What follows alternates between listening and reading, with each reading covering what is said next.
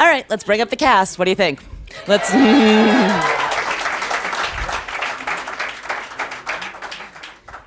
Let's start with Kevin McKidd. He plays Owen Hunt.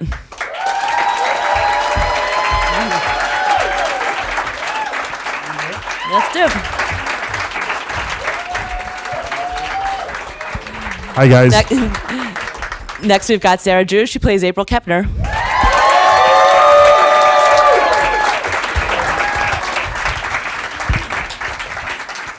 And Jesse Williams plays Jackson Avery.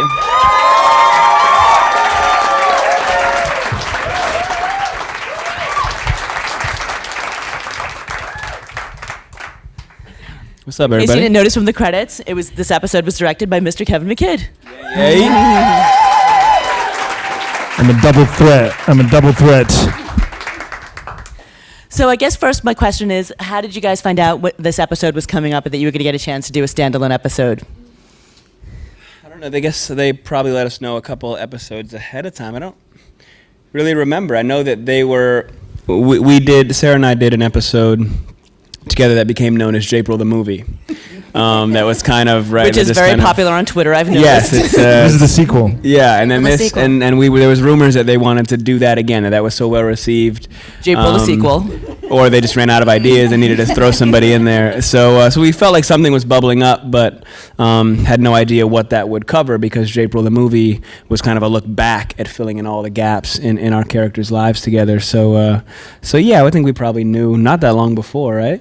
No, we did not have very much time to prep. And then the script undergoes so many changes, so you have like a day or two before you start shooting that you see the script, and then we got there and it kept changing. The whole time we were shooting that episode, we were constantly collaborating with Elizabeth Finch, who's the amazing screenwriter for that episode, and it was a really cool collaboration. Yeah. One of the things also that sometimes happens is you shoot out of order. Right, we're not shooting immediately after our previous scenes. We sometimes, it's a very busy show, and it's a pretty ambitious schedule. So sometimes you're shooting ahead of time. We might be 2 months ahead of something that happened before. You don't actually know what are the inciting incidents for some of the things that you're responding to. So you have to just kind of rely on your director to set tone and the temperature of what you're doing, and just kind of trust each other. And in this particular episode, also something that we did differently as Grey's Anatomy this year was we shot these 4 standalone episodes. So we were shooting with the Scandal crew this episode on the Scandal set right after episode 9. So they basically then had to fill in story that you've already seen in the episodes leading up to this episode, but we had not shot any of that stuff, and that stuff had not been written yet. So we were basically jumping in, having not lived any of the stuff leading up to it, and had to kind of use our imaginations to figure that out. And Kevin, when did you find out that you were going to be directing this episode? Well, the directors on the show, Debbie Allen, who's our amazing producer, sort of sets who the directors are. And I was always, at the start of the season, there was always this intention to do these 4 standalone episodes for many reasons, production reasons, creative reasons. And I heard that I was potentially going to get to do one. And I think at one point I was meant to be doing the prison one, and then something happened and I got switched around to the Montana episode. So that's what I love about directing, is it's kind of luck of the draw. You have to sort of, cut your cloth to the tone of the episode that you're given. So I didn't know that I was doing the Montana episode until pretty late in the day. And I was very excited about it because, on our show, it's one of the big challenges as a director is you are jumping tonally and storyline wise. Maybe you're juggling 5 or 6 or 7 storylines in 43 minutes of television, which is what these episodes run at. So to get the opportunity to work with these two, who I think are amazing, and on a story that was very linear in a basically a kind of classic movie sense, for our show was very different and very new and very fresh for us. And I think we all felt it felt like a very different process as actors and director, and me helping actor, because that's all the director's there for, I think, is to assist actors and tell the story clearly. So yeah, it was a great challenge, but I think it's turned out pretty good. I think they'd agree.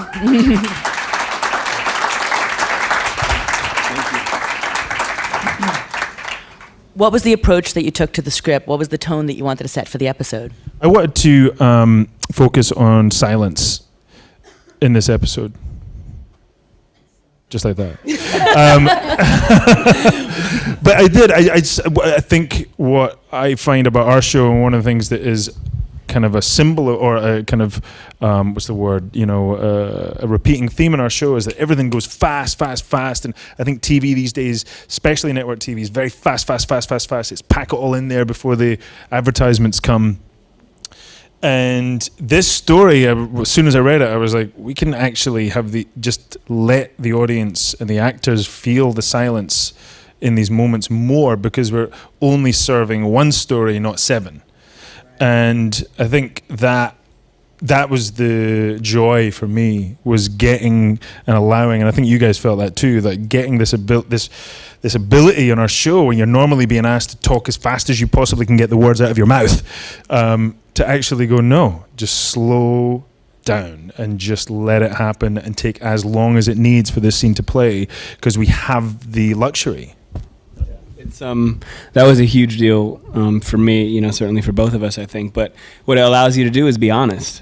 It allows you to actually be authentic in the moment and listen and take your time and communicate in a truthful way, and not, I think one of the notes I certainly hate getting, though it's understandable in network TV, is like, take the air out. Just take the gaps out, trim, and make it more, just pack it in, as Kevin was suggesting, and that's just slightly less honest, right? You're being conscious of another force that you have to contend with while you're trying to look somebody in the eye and communicate with them, and that's the way the game goes. But it's an incredible luxury to be able to sit back and live and experience, and you guys can roll or not roll, but I'm going to go through this experience honestly, and you guys can figure it out later in terms of the edit.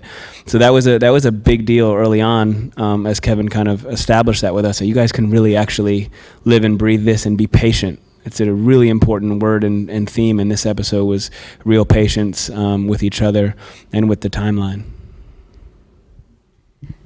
It also helped so much with the episode because it was such an emotional one, both in terms of what's happening in the show and what's happening with your relationship, as characters. Yeah. Want to take that, Sarah? Yes. Sorry, what was the question? Sorry. That being silent so much helped with, what's happening in terms of what you guys are experiencing as doctors, the case that you're treating, and also what's happening for your relationship as characters. Absolutely.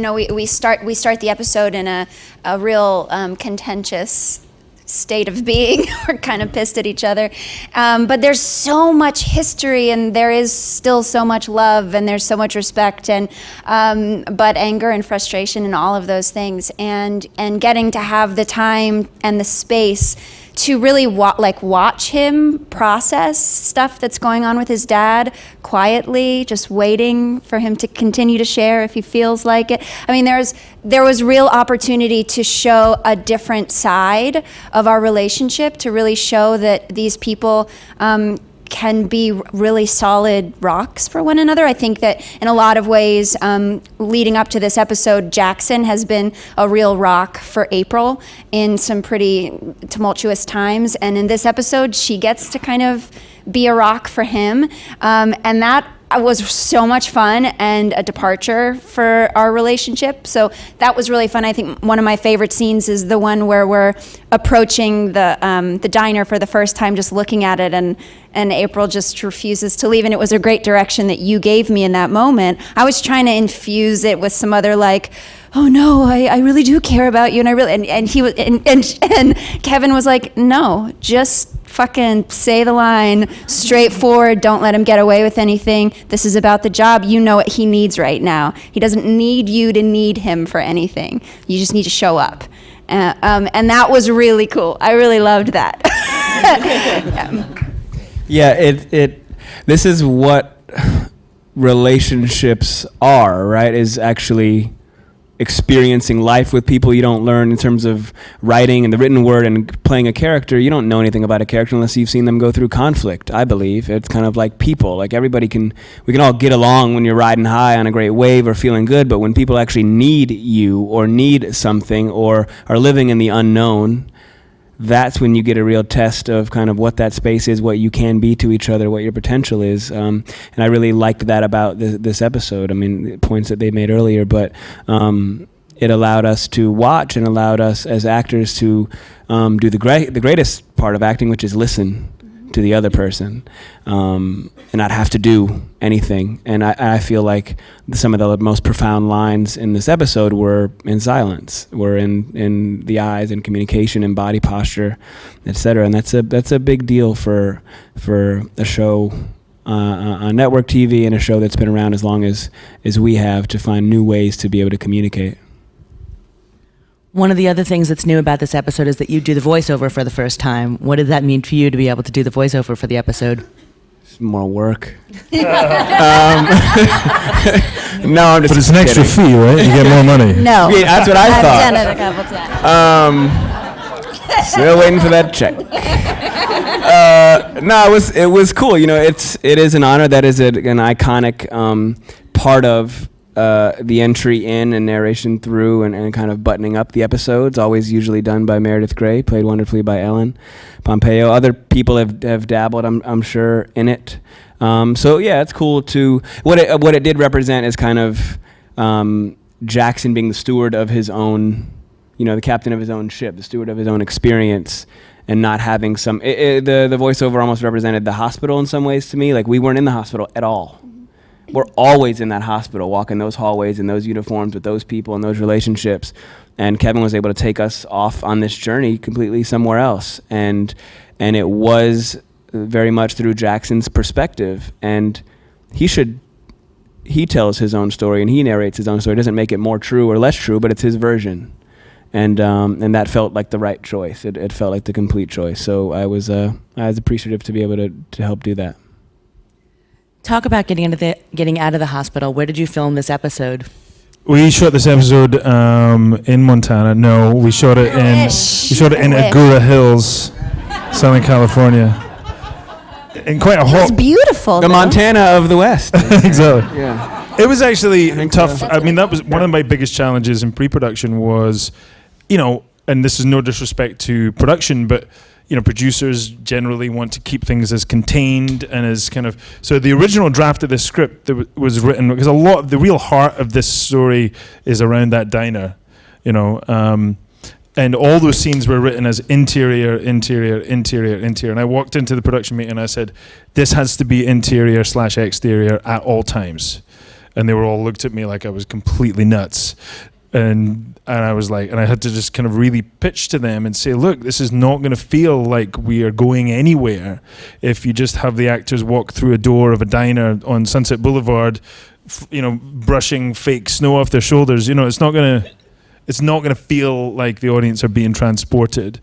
And it was a big uphill struggle for me to convince them eventually. And we found this location. It's an amazing restaurant called The Old Place. So it's on Mulholland Highway in Agoura Hills in the middle of the mountains.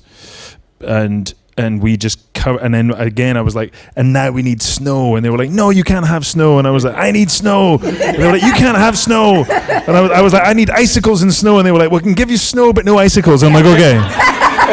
And we settled at that. Kevin brought his own icicles. It was very weird. No, it was so cool. They had a big truck with this huge snow blower and just shot snow all over the building and the trees, and it was really fun. It was really fun. It was like winter wonderland. But it was tough to, because all this stuff costs money, but I really think it pays dividends in the story that we told, We were very appreciative of Kev fighting that fight for us, because what it also meant was it changed the experience for us as performers. There is something routine baked into, we go to work every day, 5-6 days a week on the same set, like I said, and we weren't doing that. We were going deep up into the mountains somewhere else. It wasn't routine. It was different. It was new. We had never been there before. Every space, every road, every spot that we are holding, everything was different. So you did feel it was a departure. It was a little bit uncomfortable and new and unsettled, and all of that I think contributes to it. Just a general kind of shiftiness of the experience. So it mattered. And we were with the Scandal crew, who were all new people to us too. So it really did feel like we went somewhere to shoot a movie. It was so much. You said fun. at one point, guys, this is like shooting an indie movie, right? I know, and then I think Do you I wanna tell offended that someone. story? No, I don't want to Okay. tell that story. Okay. Oh, come on. I She met thinks among she offended friends. one of the crew because she was like, "Guys, It's you like guys are shooting awesome. this, It's like shooting an indie movie." And he was like, "Yeah." I was like, no, like a really cool, amazing, high quality, I expensive think he thought indie she was movie. calling him like low budget or something. We can but move on, actually. It's fine. His name is Fred. Stop talking. And Stop talking. All right. Okay. I loved it. No, Fred's a good guy. Kevin, is it easier or harder to direct your co-stars, people that you work with every day? Well, these guys is easy because they always show up and give it 100%. I'm not just saying that because I'm sat next to them. They do. They're amazing, and they show up completely prepared and ready to give everything that they have, and that's all you want. That's all you want as a director. It's strange for me being an actor on the show sometimes because I do feel as though I have to cajole and sort of, and not manipulate, because I think that's the wrong verbiage for directors. I think directors, really good directors, should be there in service to the actors so all of us collectively can tell the story as clearly as we can to the audience. I think directors that sort of see it as, oh, you have to manipulate and manage the talent, I think is the wrong focus for directors, and too many directors are like that sometimes. So I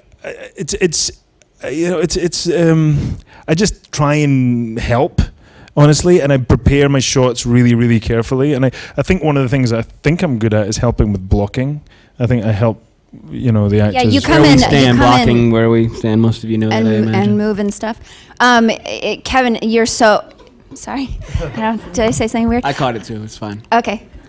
But you're always extremely prepared. You know exactly what you want. You know exactly what your vision is, and then you articulate it really well. And then you also give us, because you're an actor, you give us incredible things to think about that not all directors, because not all directors are actors. So he's thinking about it from our perspective while also holding all of the technical stuff and all the camera stuff too. So we love Kevin, and he's able to move really fast and really efficiently. Like, he's able to see, do we have it? I think we got it. We can move on. We don't need to stick around doing, or there's no kind of what are we going to do next? Yeah. I think one of the scenes in this episode that I loved most was one of the scenes the three of us found challenging, was that scene where, the scene in the lab where you eventually lay on the sofa, and that's where you have your epiphany, and that scene kind of wasn't working, and we were rehearsing it, and it was like, and then we all just, I don't know how we came up with the idea, but it was like, just throw yourself down on the sofa as soon as you walk in, and we just tried that. And it's amazing sometimes how just trying a new piece of blocking, I really believe as a director, like the simplest, like blocking sounds very technical, but blocking can unlock so much for the story and so much for the actors if it's correct and feels right. And that's when that moment where we discovered that in that scene, because that scene became like a therapy scene almost. She was sat in this mode of listening to him, and he was laying back on the sofa, and it became this kind of just spontaneous therapy session, and it really changed the scene, I think. Yeah, a lot of that also has to do with trust. I think it's important to note, we usually do about 24 episodes a season. So we have a whole range of directors that come through.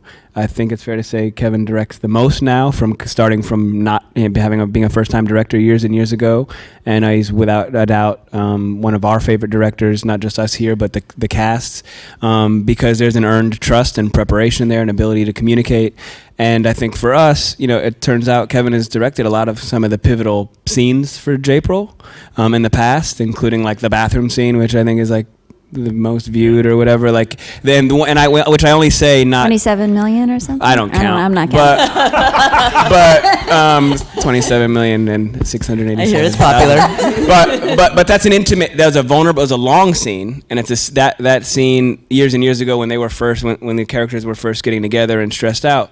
But it was just a really vulnerable, intimate scene over a period of pages. And that really requires preparation in a director to feel safe, taking chances. You're laughing, crying, kissing, making yourself really putting your head through the guillotine to possibly get chopped off. And you need somebody steering that you feel really safe with, that has prepared everything else so that we can play now, because he's not also stressing because he didn't prepare his blocking. He doesn't have a vision of what he wanted, what our goals are in the scene, etc. And it just makes a world of difference. I know that when we knew we were doing this, we were absolutely overjoyed to have Kevin, because we know we're covered. You're covered. You don't have to worry about, like I said, we get a lot of directors coming through in there, and we don't have, awful directors or anything like that. There's not a huge swing, but when you get a great one, you definitely, it's a team effort, and you feel really safe. So it makes a world of difference to us. Thanks, man. Yeah. Love you, Kevin. Love you guys. Kevin, do you think it informs your own process as an actor? Do you think it helps you become a better actor, being a director as well? I think it has, because I think I've become an actor who is, I can see my I used to be an actor, like when I did Rome and all those shows, I was kind of a bit of a nightmare, I think, Like, I'd send, like, really horrible emails. I was speaking to Bruno Heller, who's still a good friend of mine, the other day, and I was like, I used to send you the most nasty, vitriolic emails about, like, how could you make my character do this, and get really difficult and really myopic about my... And sometimes it's good as an actor to be very myopic and be completely just wrapped up in your own thing and how it feels and how it doesn't feel right and all that stuff. And I think it's mellowed me being a director, and has made me realize, I'm part of this big tapestry. I'm not just this. I'm not the kind of the. I don't know what I'm trying to say, but I think it's made me more aware of what my job is, and not just be like this method guy who's just like on a rampage all the time. That makes sense. It makes a lot of sense. Jesse and Sarah, why do you think fans have responded so much to Japril? Go ahead. Well- Got one? Go ahead.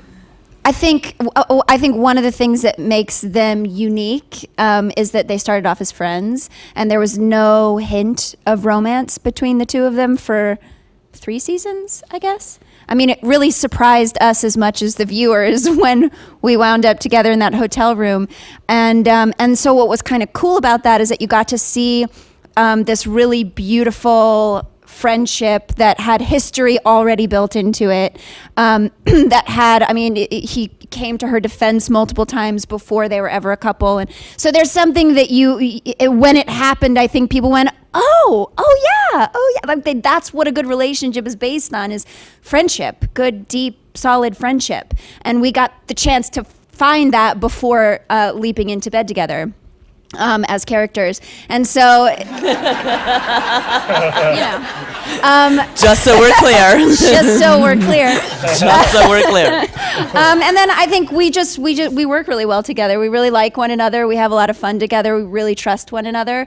We're very collaborative. We care very much about the work. So whenever we have our scenes that are written for us, we're like, okay, how do we make this even richer and even better? And we rehearse, and it's just, and I think that stuff just pays off. I think people receive that, respond to it, and connect to it.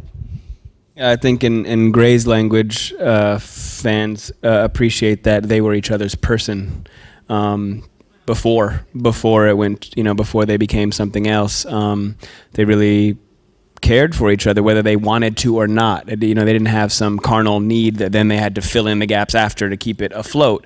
They were each other's go-to person.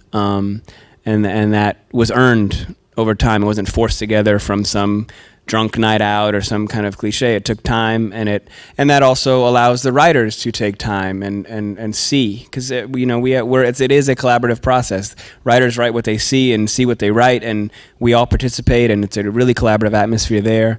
And that speaks to, as we started to develop this, independent of the characters working together, she really cares about what she does. She really wants it to make sense and be true and want to give you the best performance she possibly can, and she can't do that if she doesn't believe it or understand it. And I like to think I aim to have some of those qualities as well. And then when we started working together on some of these things, we go into the wood shop and work really hard on building that thing. And sometimes the writers hate us for it. Sometimes they really love it and appreciate it. Oh no, Jesse and Sarah are walking to the bungalow. Yeah, like we gotta work on this, because we want to make it the best it could possibly be, because that makes it the best experience it could possibly be. I mean, a show we just watched, what's another thing that's uncommon about this is these are a bunch of like 3-4 page scenes. When you're doing serving 7-8 storylines, you don't get that. ever. You might get half a page. You might get 3/4 of a page. You have a lot of things happening at once, but to actually have complete conversations, not the beginning of a conversation to cut to a commercial break to then pick it up later to wrap up the show, but like a full conversation like we do in real life when the fight just won't end and you can't quite get it all out, and then you realize once it's over the good stuff you could have said, and then you try to go back in, like that stuff, those real kind of the way people really think in real time. And we've gotten to do that over the last however many 8 years, I guess. We've gotten to do that. Last year in the Japril the movie, we had an 11-page scene that was one continuous. It was a whole act. It was just this one continuous scene. I mean, like that's so cool. Which is a luxury, by the way. It's a huge luxury, yeah. We really appreciate opportunities like that and try not to blow it. So maybe they'll give it to us again. So yeah, I think that stuff like that resonates with, we have a big cast, we have tremendous actors and have had tremendous writers for a long time. And when viewers can attach themselves to something that they know what it is, they know who those people are. That's a lot different than kind of, I don't quite know. I know they're kind of sexy, or they're kind of this, or he really needs her. I hope they work out, I guess. Like it matters if they really are invested, and you can't cheapen that process by forcing people to feel invested. They have to actually feel like they understand what's happening in the room and why that's deep, why that's meaningful, why that touched a button, why that actually calls back to something else. You got to have something to call back to. We've been around for a while, so it helps. That certainly helps. So what's ahead for Jackson and April? God, if I know. They don't tell us that, because look how much we they talk. don't tell us. I know. We'd all be fired if we had any everything with the actual world. information about the future. Shonda has every room bugged. Yeah, we don't know what's coming up. Truly, sorry, but it's true. We honestly don't. A lot was hinged on what happened when they wrote and we shot this, and I think Kevin helped paint a picture with a whole lot of options. But also, if there was nothing else to happen going forward, you got complete pictures of these people and what they mean to each other and their interdependency. What's happening on the show now, right? I mean, they're divorced, but they live together, but they're co-parenting, but there's a lot of ways that are also kind of real life and complex, and it's messy. It's just, things are messy, and that's the funnest stuff to play. What's amazing is, we live in an era now where, I write about this all the time. There's 400 shows on the air. Shows are going off the air after 3 or 4 seasons. We're talking about a show in its 13th season and is going stronger than ever. It's pretty amazing. It is amazing. Incredible. What do you think accounts for Grey's durability? Well, didn't Shonda just give us a number today about how there are like 200,000 13-year-olds finding this every single day on Netflix? Every single day? There is a generational, this is 13 seasons, full seasons, 24 episodes a season, like I said. That means there's 12-year-olds and 13-year-olds that were not born when the show started. And they're now watching it. They're binge watching it now. Jim Pickens just came back from a trip, and he said he met somebody who binge watched the first 11 seasons in a week and a half. Like, though, she's getting help. but like on Netflix and these streaming services, you can have a completely different experience than an episodic once a week or once every 2 week experience. You can download essentially that experience in one sitting. And we've all probably binge watched shows to some degree, and that's a really cool experience. It's different than having to stick around and wait, and so people connect. So yes, we have a whole new younger generations that are coming in that weren't even around. So that's an uncommon experience. But in terms of the now, I think that the people are still connected to the show because they find themselves in the characters. Some of the characters are just like, and this is also part of how Shonda created the show. She created it from people she knew and from personalities that she cared about and that meant something to her. And I think that that's what you hope an audience can do, is really tether themselves to the futures of people and hope that, people that they want to be, people they want to get the hell away from, whatever. I mean, but they're based in reality. So I think that's working. And because we've had such a long time to develop these characters, our characters have become so much more human. Like in that you don't, oftentimes if a show's on for 3 seasons, 4 seasons, like each character is there to play their specific role in their specific box, and this is who this person is. But we've had this incredible opportunity to breathe and live and change and grow. And I mean, I feel like I've gone through so many different twists and turns of character development and felt like constantly challenged by that. But what that does for the audience is that it then brings you as an audience member go, I've changed over the last 10 years in this way, this way, this way, and this way. And now I'm witnessing that happen. And it's like you're my friend going through it in the same way that I went through it. And it's just another level of the ability to connect with our audience, is giving us the time, just the sheer time to get to share more of life, the fullness of life.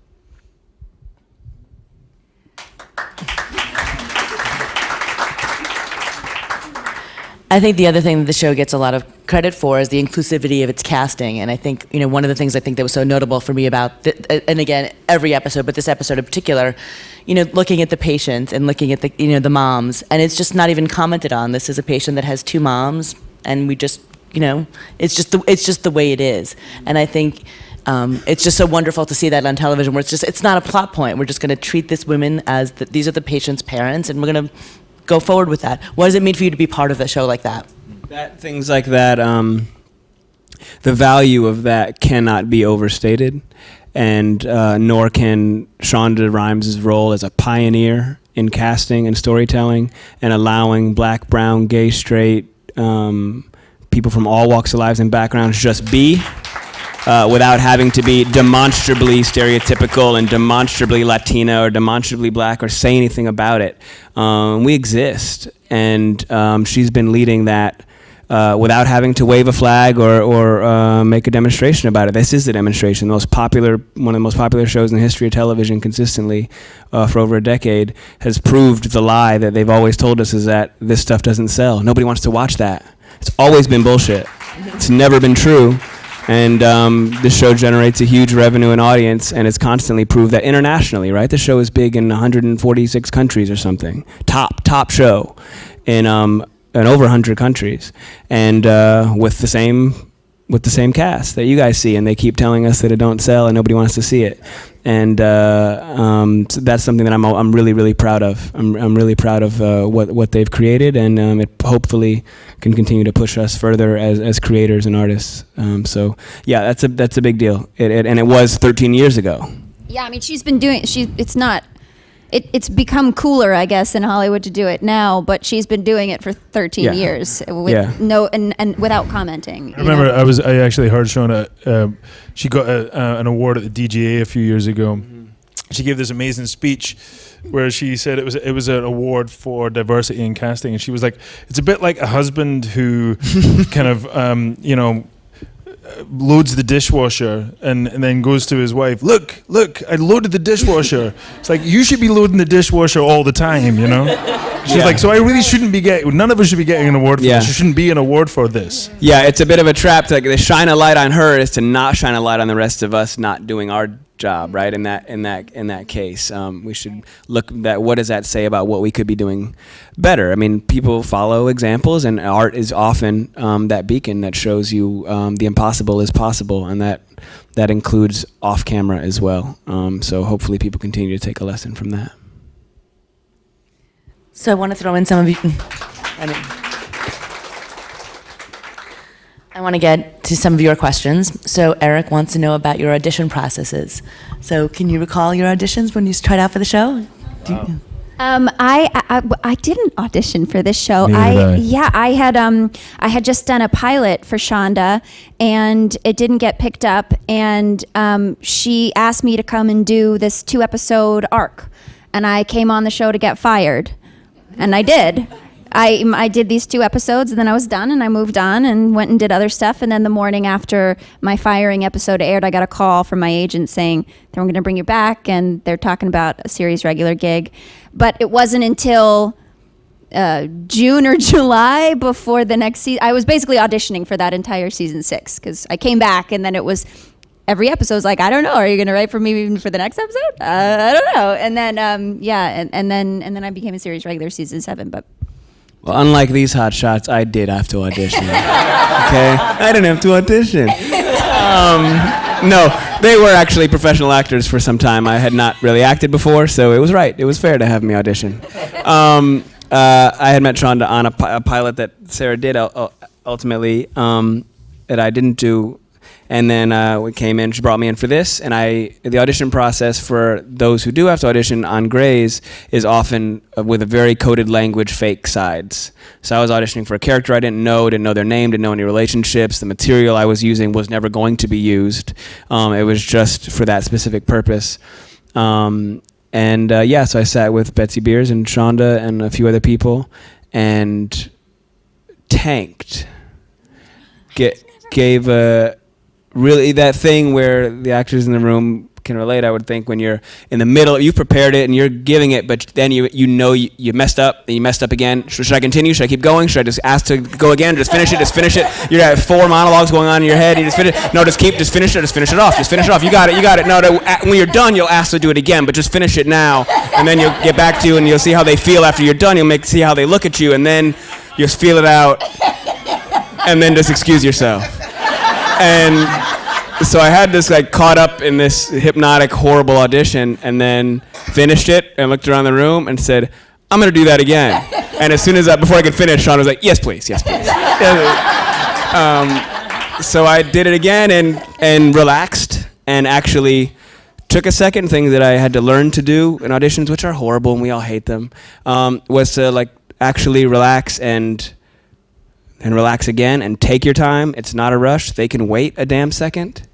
Breathe, and then when you think you're ready, don't be. Wait a little bit longer, because you're not ready. And I just really collect myself and walk through the beats that I practiced this game. I practiced. Remember what you practiced, and walk through all of the decisions that you had made, and then collect yourself and go. And I did that, and I crushed it, and I felt really good about it, and got the gig. But getting the gig was just like Sarah. It was 2 episodes, and that was early in season 6, right? 6.